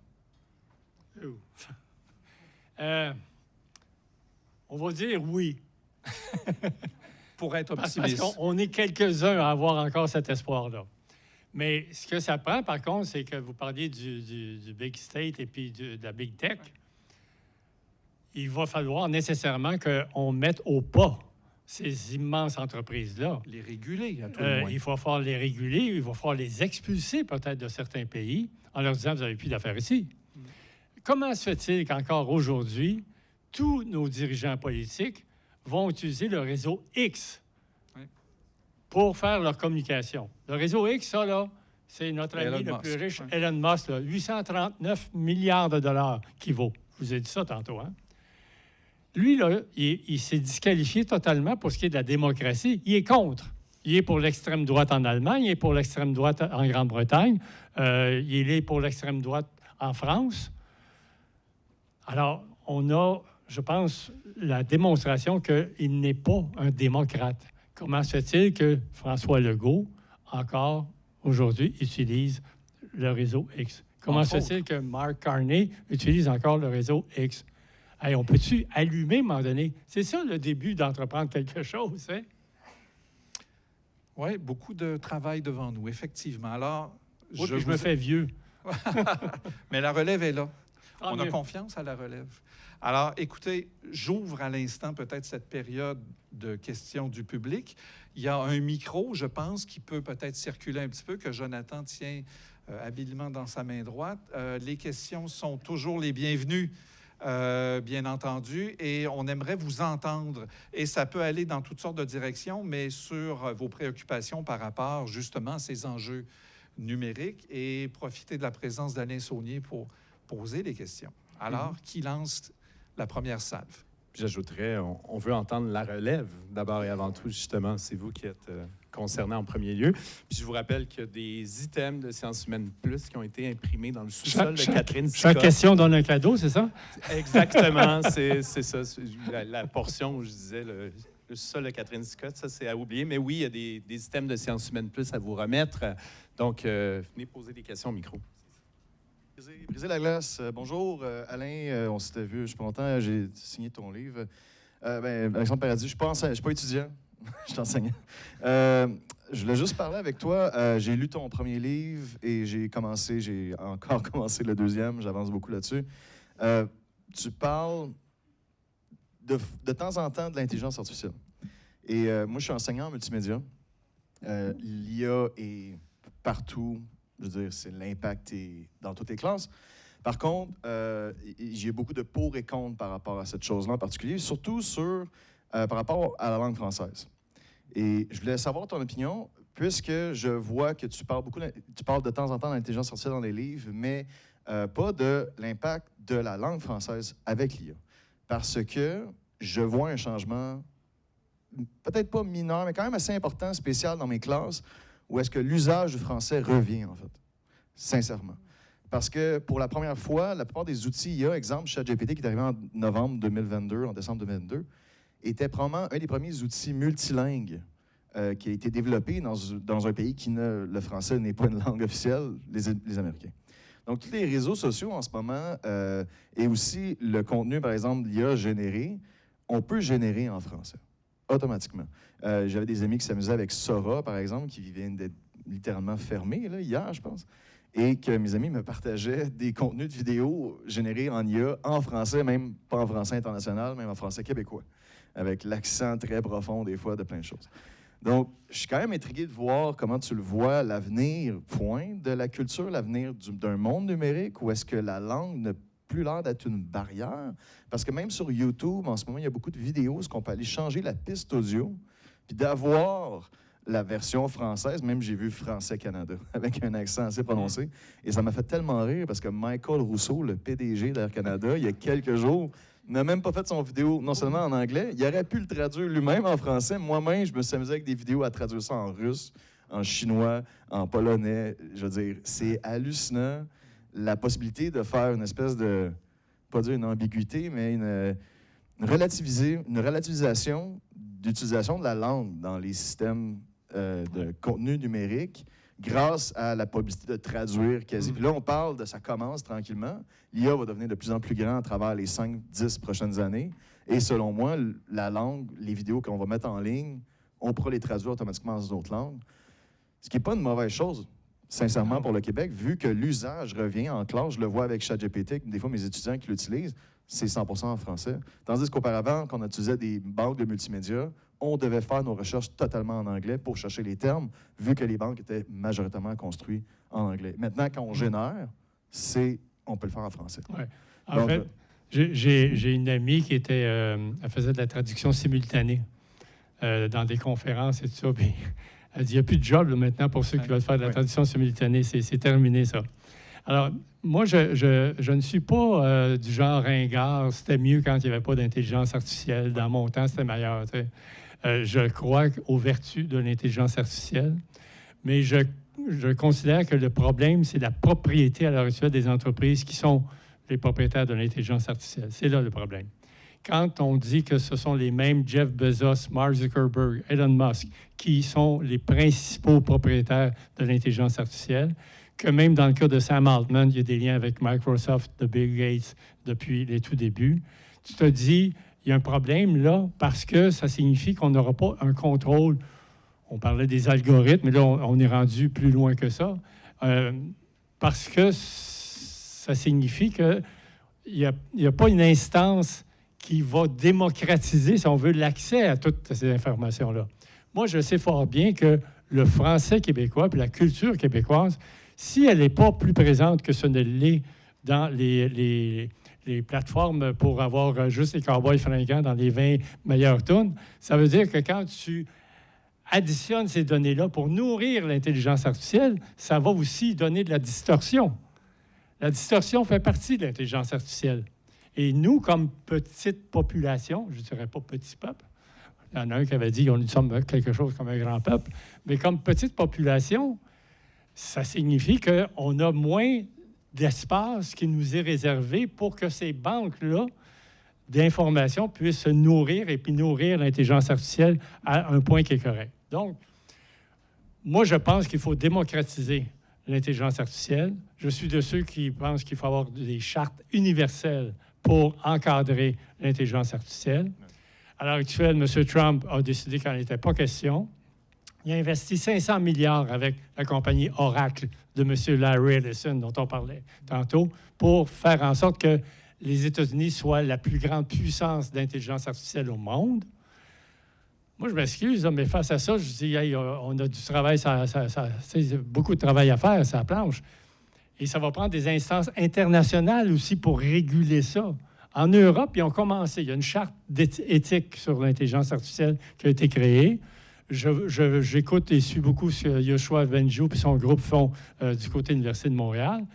Et je pense qu'il faut qu'on les écoute fort parce que le bulldozer est tellement puissant, mené par nos amis Bezos et les autres, qu'on va se faire complètement laver dans tout ça. Et là, la démocratie va entrer aussi en ligne de compte parce que ça veut dire que les questions qu'on va poser à ChatGPT, à Greek ou aux autres intelligences artificielles de Meta et les autres, bien, peut-être que ça va déformer la réalité. Peut-être que ça va nous dire que restez tranquille et puis vous êtes né pour un petit pain. et c'est pas ça l'idée. Hein? Alors moi, je suis très inquiet. Je pense que nos gouvernements n'ont pas compris l'importance que ça a, comme ils n'ont pas compris l'arrivée d'Internet en 1999. Et puis, il va falloir nécessairement qu'il y ait aussi des instances internationales qui se préoccupent de tout ça. Bien, merci. Oui, spécialiste en sciences de l'information ici au Cégep. Mais auparavant, j'ai travaillé 15 années à Radio-Canada. Ah oui? De 2009 à 2024. Dites-moi pas que j'ai été votre patron, là, vous, là. Certainement. Je me rappelle très bien de la journée de votre départ aussi. Et puis, justement, dans votre livre, vous le dites, hein, vous allez toujours vous porter à la défense de Radio-Canada. Oui. C'est mon cas aussi. Hein, je pense qu'on reste radio-canadien de cœur. Donc, c'est pas une question, c'est une intervention ici parce que en fait, j'aimerais juste parler de comment ces dernières années, donc jusqu'en 2024 où j'y étais, à Radio-Canada, on a quand même tenu tête aux gens du web. Puis j'aimerais parler de notre responsabilité individuelle aussi à tenir tête aux gens du web. Deux éléments que j'ai trouvé que vous avez esquivés un petit peu trop tôt, bien que j'ai lu votre livre et puis, effectivement, je pense que toutes les solutions que vous proposez que peuvent prendre nos gouvernements pour tenir tête aux géants du Web sont très pertinentes. Mais oui, pour avoir été sur le terrain à Radio-Canada ces dernières années, je peux vous dire, puis vous avez dit tantôt, « Ah, est-ce que les médias se sont réveillés trop tard? Est-ce qu'ils n'ont pas pensé à renouveler leur format, tout ça? » Là, oh my God, je suis tellement pas d'accord avec ça. Parce que oui, à Radio-Canada, puis là, je pense à mes collègues, je pense à mon travail. Très tôt, il y a tellement de contenus originaux, de formats originaux, d'initiatives qui sont faites et qui ont été faites vraiment avec cette idée-là de dire « Ah, est-ce qu'on peut ramener le public sur les plateformes de Radio-Canada? » Puis quand je pense aux plateformes de Radio-Canada, là, puis là, on parle beaucoup des applications. Donc, je pourrais en nommer plein, mais il y en a une qui me vient en tête, puis je trouve qu'elle est vraiment pertinente parce qu'elle se situe dans la chronologie que vous avez parlé. Donc, vous avez remarqué, ça fait un certain temps maintenant, quand on ouvre l'application de Radio-Canada Info, on a le « en bref ». Donc, vous avez des carousels, des vidéos verticales qui vous sont présentées pour, justement, swiper. Hein, on aime ça, swiper, scroller, je veux dire. Mais ça, là, c'est un projet pilote. Bien, c'est la gang de RAD, c'est Ji Yoon, qui est la stratège de RAD. On a travaillé là-dessus. Donc, j'en parle parce que c'est un projet sur lequel j'ai travaillé, évidemment. On a travaillé là-dessus. On a lancé ce projet pilote-là. C'était à l'automne 2022. Et oui, tu sais, Ji Yoon, quand on en parlait, puis quand on le développait, c'était exactement ça. C'est-à-dire, ah oui, RAD, ça fonctionne super bien, nos carousels sur Insta. Oui, on fait de la vidéo verticale sur TikTok, mais tout ça, bien justement, c'est là. Est-ce qu'on ne pourrait pas trouver une façon d'avoir ces formats-là, puis de les amener sur Radio-Canada?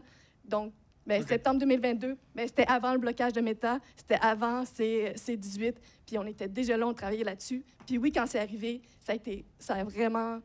C'est quand il y a eu le blocage de Meta, je peux vous dire que c'était tough parce qu'il y avait comme une bonne partie du travail qu'on faisait que plus personne ne le voyait. Mais on était prêts parce qu'on avait travaillé là-dessus, puis on était déjà à décliner plein de formats. Je pourrais parler des infolettes, je pourrais parler de beaucoup de choses. Donc, voilà. Okay. Donc, ça, c'était pour ma partie.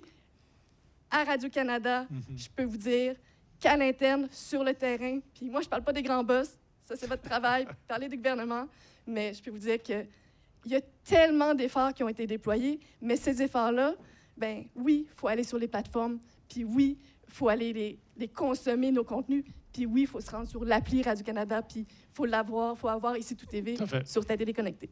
Et donc, j'en viens à notre responsabilité individuelle. Votre télé connectée, là, invitez-moi, je vais venir tout vous configurer ça. Je trouve que c'est une excellente idée que vous proposez par rapport à la découvrabilité, puis je trouve que c'est vraiment un point important dont vous parlez dans votre livre. Mais oui, faisons ça. Puis oui, on devrait s'imposer puis dire, bien maintenant, si j'achète une télé, et puis moi, là, tu sais, d'avoir Netflix, là, genre comme raccourci sur ma télécommande, tu sais, je suis irritée. Mais au-delà de ça, oui, faisons-le. Faisons en sorte que la page d'accueil de notre télé connectée, il y ait du contenu canadien, puis que les applis que je vois, bien, ça soit d'abord Tout TV, que ça soit d'abord Télé-Québec. Mais en attendant, comme je vous dis, configurez-la, votre télé connectée. Puis oui, vous pouvez choisir l'ordre des applis que vous voulez. Fait allez-y, allez mettre ici Tout TV, allez mettre Télé-Québec. Ils ont toutes des bonnes applis. Puis surtout, c'est ce que vous allez voir sur votre écran quand vous rentrez. Et donc, j'irai avec ma dernière note éditoriale. Puis, on a parlé beaucoup des gamams. Puis moi, je vous inviterai à aller voir votre téléphone, puis aller voir qu'est-ce que vous avez sur la page d'accueil, comme appli sur votre page d'accueil de téléphone. Parce que ça, c'est les applis sur lesquelles vous allez cliquer chaque jour. C'est les applis que vous allez juste flâner dessus en étant dans le métro, dans le bus. Bien, c'est quoi les applis? Est-ce que YouTube, c'est sur votre page d'accueil? Est-ce que Amazon, c'est sur votre page d'accueil? Bien, moi, je vous dis, bien, allez mettre Télé-Québec, allez mettre Radio-Canada, allez mettre Tout TV, allez mettre tout ça, parce que c'est là-dessus que vous allez cliquer. Et bien, chaque clic, là, je terminerai avec ça, chaque clic, puis là en plus, il y a des profs de sciences humaines qui pourraient tous me ramasser là-dessus, mais moi, donc ma conviction, puis je dirais même mon expérience professionnelle personnelle, bien, il y a le HTC voté, bien, ça s'applique aussi aux applications. Puis je peux vous le dire que chaque clic que vous allez faire sur l'appli, chaque article, chaque contenu que vous allez visionner, le temps que vous allez visionner l'article de Radio-Canada, puis combien d'autres clics vous allez faire sur d'autres contenus de Radio-Canada parce que vous êtes dans l'appli, bien, tout ça, ça vaut quelque chose. En fait, oui, puis vous parlez des grandes données là, recueillies là, par les géants. Bien oui, on en recueille des données à Radio-Canada. Puis moi, je peux en témoigner dans le sens, les articles que je faisais, les contenus que je mettais, ben oui, chaque mois, je faisais un petit rapport stats à mes boss, un petit one-pager de mes stats avec justement le nombre d'articles cliqués, le nombre de temps que vous passez sur l'appli. On a toutes ces données-là. Bien, ces données-là, bien, ça fait en sorte que tes contenus sont vus, que tes boss voient que tes contenus sont vus, puis que tu risques de garder ta job.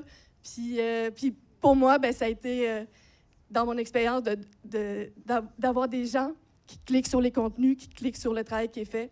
Bien, ça fait en sorte que je travaillais à la valorisation des archives. Bien, d'une job qui était 2 heures en 10 semaines, bien, je passais à une équipe de 10 personnes parce que ces chiffres-là, ils valent quelque chose, mais pour ça, bien, il faut aller sur les plateformes. Je me permets, mais ça touche, entre autres, un volet important dans un cursus scolaire, par exemple, l'éducation aux médias et au numérique aussi, qui n'a pas beaucoup de place, à mon sens, et pas assez de place. Je pense qu'il y aurait... Il y a une initiative qui a été prise par mon ancienne collègue Lynn Pagé, qui a créé le Centre québécois de la formation. Là, ça, le CQE-EMI. C'est ça, et qui font la tournée cégep. Je vais revenir sur ce que vous dites. D'abord, je m'excuse si j'ai pas été suffisamment nuancé en ce qui concerne Radio-Canada, parce que je salue, moi, tout le travail qui a été accompli par Radio-Canada en matière d'éclatement de toutes ces plateformes, d'occuper à peu près tous les espaces, un peu partout. Je salue ce travail-là. Je l'ai dit aux collègues avec lesquels j'ai été en contact, avec le Julien, avec les gens qui sont là. Ce que je dis, par contre, c'est que ce ne sont pas tous les médias qui ont compris la situation, qui ont pris acte de la situation. Et là, je pense, par exemple, à Pierre-Carl Péladeau. Pierre-Carl Péladeau est encore, lui, dans son univers, que tout ce qu'il faut, c'est que toutes les plateformes de TVA, de Journal de Montréal, soient tous dans le même groupe. On n'est plus là-dedans. Ça n'est plus ça. La bataille, la compétition, elle est ailleurs. Mais juste pour revenir sur Radio-Canada, par contre, Radio-Canada, qui a fait éclater toutes les choses, je considère que c'est une erreur d'avoir créé ici Tout.tv payant. Je considère que c'est odieux que Véronique Cloutier ait une plateforme gratos pour faire en sorte que toutes ces informations à elle, son magazine à elle, est payé par Radio-Canada, l'infrastructure que Radio-Canada a créée. Ça, je trouve ça vraiment odieux. Je pense que ça ne devrait pas exister. Et c'est la raison pour laquelle je suis contre la publicité à Radio-Canada, parce qu'il va faire des deals. Et des deals comme ils ont fait avec Véronique Cloutier, ça ne devrait pas exister. Comme ils ont fait à l'autre époque avec Fabienne Larouche, ça ne devrait pas exister. Maintenant, pour ce qui est du reste, ce qui est important, je pense, moi, c'est qu'on a tout un travail à faire pour l'éducation aux médias. Il faut que les gens comprennent l'importance de l'information. Être bien informé, c'est être libre. Ça, c'est un gars qui s'appelle René Lévesque qui a dit ça, quand même. C'est un Québécois, comme disait l'autre. Alors, donc, il faut nécessairement qu'on comprenne l'importance et l'utilité que l'information peut avoir. On parlait de démocratie, vous et moi, tantôt. Si on n'est pas bien informé, on ne peut pas prendre des bonnes décisions dans la vie. Et ces bonnes décisions-là dans la vie vont faire en sorte qu'on va comprendre que si on laisse aller M. Trump sur le plan international avec ses amis libertariens, vous mentionnez Peter Thiel, il y en a d'autres, il y a des gens dangereux qui sont à l'heure actuelle avec M. Trump dans cet univers qu'on appelle les libertariens. Vous savez, c'est quoi, libertarien? Moins il y a d'États, mieux c'est. En fait, on peut se passer des États, puis on met un PDG à la tête de ça, comme si c'était une entreprise, puis on fait tout rouler l'administration avec l'intelligence artificielle, dont on parlait tantôt. Et tout ça va faire en sorte que tu n'as plus besoin de démocratie, tu n'as plus besoin de fonction publique, tu n'as plus besoin de main-d'œuvre. Donc, qu'est-ce qui va rester? Des gens riches, puis des gens pauvres, pas de job. Il y a des gens qui ne comprennent pas ça. Alors, on est dans cet univers où vous autres, comme relève, comme jeunes, vous avez aussi cette responsabilité citoyenne, j'ose le dire, ce n'est pas une critique que je vous fais, mais c'est un commentaire. Vous avez cette obligation citoyenne de vous informer parce que sinon, vous allez vous en faire passer des grosses. Je vous ai mentionné là, la liste des personnalités les plus riches là, de la planète. Jamais dans toute l'histoire de l'humanité, il y a eu si peu de personnes qui contrôlent tout ce qui s'appelle l'univers numérique, tout ce qui s'appelle l'univers politique, parce qu'il contrôle M. Trump aussi, qui, lui, est en train de tirer à boulet rouge sur tout ce qui bouge autour de lui. C'est dangereux ce qui est en train de se produire. Donc, on a comme intérêt à comprendre un peu dans quelle société on est actuellement impliqué, tout le monde. On n'a pas le choix. Et ça, je pense que c'est l'appel que moi je lance. Puis c'est pour ça que la souveraineté numérique, elle est si importante. Si on ne contrôle pas la souveraineté numérique, ça veut dire que toute l'information va circuler par les réseaux sociaux américains. Toute la culture va circuler par les plateformes de musique et de vidéos américaines. Le commerce de détail, c'est Amazon qui va prendre le contrôle. C'est rendu complètement fou. Moi, j'habite un édifice de 6 étages, puis j'ai de la misère à entrer chez moi dans le portique parce qu'il y a tellement de colis d'Amazon, ça n'a pas d'allure. Alors, ça aussi, c'est en train le militaire va être contrôlé aussi par les entreprises américaines. On peut-tu se réveiller, à un moment donné, puis avoir un petit sursaut d'orgueil? Tu sais, moi, je sais pas. Je me choquais des fois dans la vie. On a le droit de se choquer aussi face à tout ça. Ça fait du bien. Bonjour, je m'appelle Anthony, je suis un étudiant ici et j'avais une question par rapport à, vous en avez parlé, la découvrabilité de la culture québécoise pour les jeunes au cégep. J'ai l'impression que sur les médias sociaux, sur le web et même à l'extérieur de ça, que même chez nous, on a un peu de difficulté. Je vais prendre un exemple personnel. Je fais partie de l'équipe d'improvisation d'Édouard Montpetit. Et j'ai l'impression, tu sais, l'improvisation quand même fait partie de la culture québécoise et c'est quelque chose qui est dans l'univers des jeunes cégepiens et à l'université et au secondaire depuis super longtemps au Québec. Et que même nous, on vit énormément de coupures budgétaires et on essaye de faire de la publicité pour un tournoi qu'on a en fin de semaine, on va dire. Je suis presque certain que personne ici sait ça. On fait des activités, on essaye d'organiser des choses et même à l'interne, c'est comme si on ne voulait pas nous montrer un peu à l'extérieur comparé à des fois d'autres sources de culture ou de divertissement qui sont plus américanisées. Et je pense que ça s'applique sur les réseaux sociaux aussi, où c'est vraiment difficile d'aller rejoindre certaines personnes. Et justement, je me demandais, est-ce que vous avez des conseils un peu pour nous, de notre âge, notre génération, donc les jeunes adultes, pour aller chercher du contenu québécois un peu plus facilement que ce qu'on a en ce moment avec les outils auxquels on a accès? Bien, c'est certain qu'il existe des plateformes, mais tu sais, moi, j'ai parlé avec le ministre Lacombe. À un moment donné, j'ai dit, vous autres, là, la CAQ, là, vous avez été élus en disant qu'on veut soutenir le nationalisme québécois. Comment se fait-il que la première décision qui aurait pu être prise, c'est de tripler le budget destiné à la culture? Faites juste ça. Et à ce moment-là, tu peux soutenir davantage de groupes de musique, de groupes de théâtre, tu peux soutenir davantage des gens qui vont écrire des livres, tu peux soutenir davantage toutes sortes d'initiatives dans le domaine de l'audiovisuel. Le problème, il est là, c'est qu'on pense que la culture, c'est pas important. Mais nous, on sait que c'est important, c'est pour ça qu'on reste encore en vie et qu'on reste encore avec notre langue et notre culture. Ça fait des centaines d'années qu'on essaie de survivre ici, en Amérique du Nord. Puis là, maintenant, c'est plus en Amérique du Nord, c'est dans le monde entier. Alors, il faut avoir des moyens financiers. Donc, pour revenir à votre suggestion, je pense qu'il faut que toutes les organisations, toutes les institutions, que ce soit les cégeps, que ce soit les universités, que ce soit les bibliothèques de quartier, que tout le monde encourage la culture, tout le monde fasse et tirer des livres pour que les gens puissent lire une première fois. On peut les sorties scolaires.